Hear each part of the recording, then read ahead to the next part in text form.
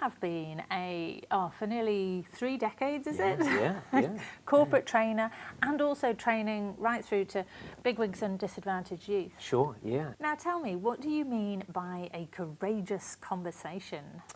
I think that, you know, I don't require courage to come to you and say, Cath, I need to give you a pay rise. You know, that doesn't require courage.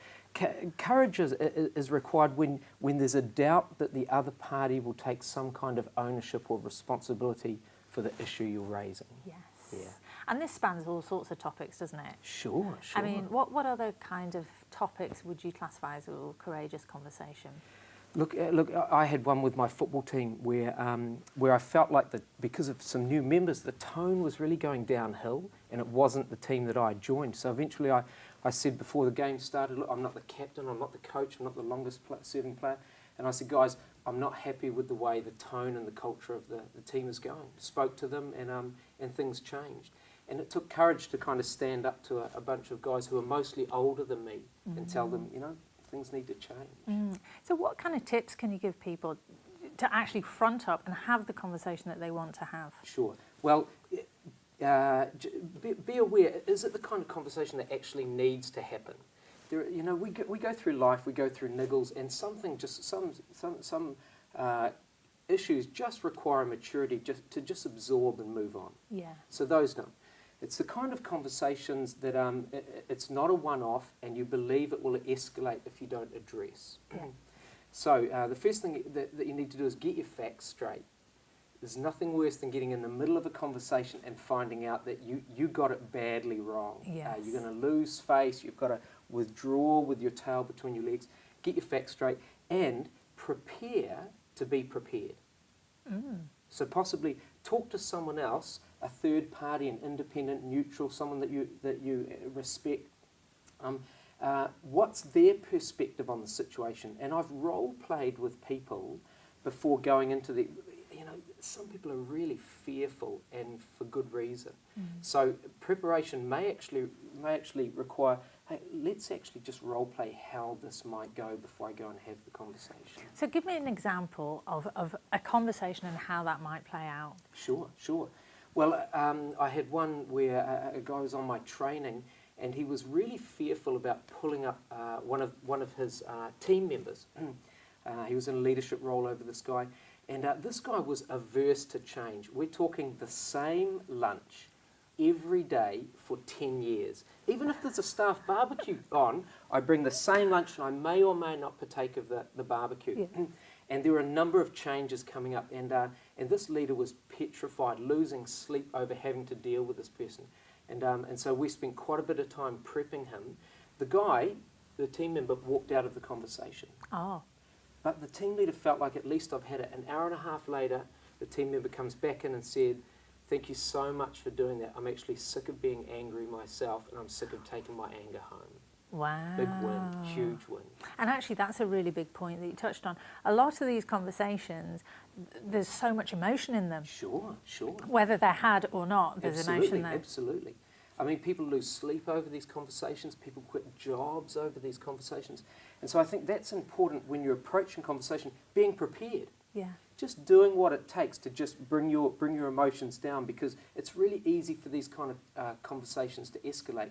And I don't want to be out of control, so I need to stay in control. Yeah. So the way that I approach the conversation and the tone that I approach it is really important. Yeah. Now, when you're having a conversation, you're only 50% of it. Absolutely. How do you make sure, even if you're prepared and you're calm, how do you stop it getting out of control on the other person's side? Sure. Well, for a start, I have a model that I call the on-track model, and I know that if I can keep things on track, myself and the other party that I'm having the courageous conversation with are more likely to reach a resolution that's a win-win for both of us. So there's a number of things that take the conversation off track, like if you're in denial of the issue that I'm raising, if you get defensive, if you try and deflect the blame. So what I want to do is keep you on track. And the main aim in that is that I want to help you to take ownership or responsibility. There's some kind of an issue that I need you to buy in to solving. And if I go with that in mind, that when I see you deflect and push the blame onto others, I can actually use the language of, hey, that's not helping to solve this issue. I want it solved for you and me, and it's important that you take responsibility, using some of the language of that on-track model. Right, okay.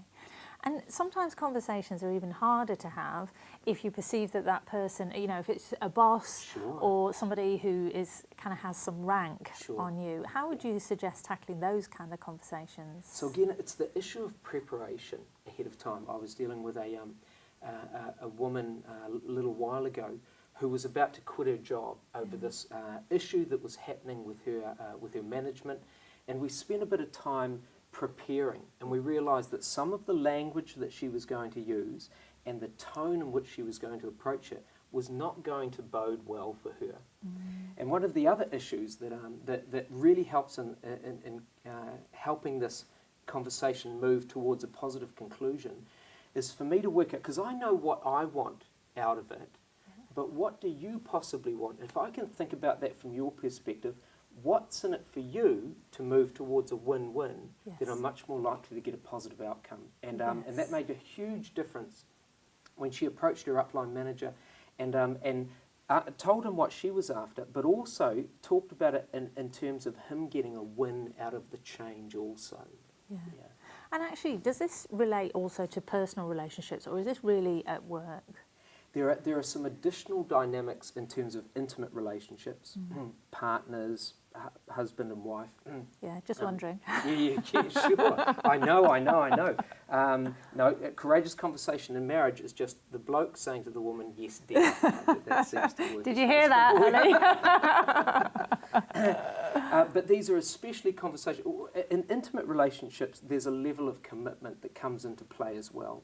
But in workplace relationships, in sports teams, in conversations that I need to have with a neighbour, that element of long-term commitment doesn't come into play. And why is that different? How does that affect the outcome? You know, there's some very interesting research by probably the Western world's foremost marriage researcher called Dr. John Gottman, and he points to the most successful relationships boiling down to the husband's ability to accept influence from the wife.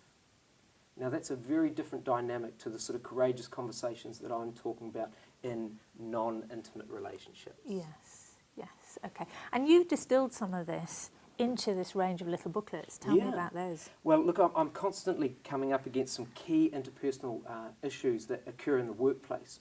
And I know in this busy world that we have that it's hard for me to read a 300-page book nowadays. So I just broke down some of the key interpersonal issues that people encounter and wrote them in a really readable parable form.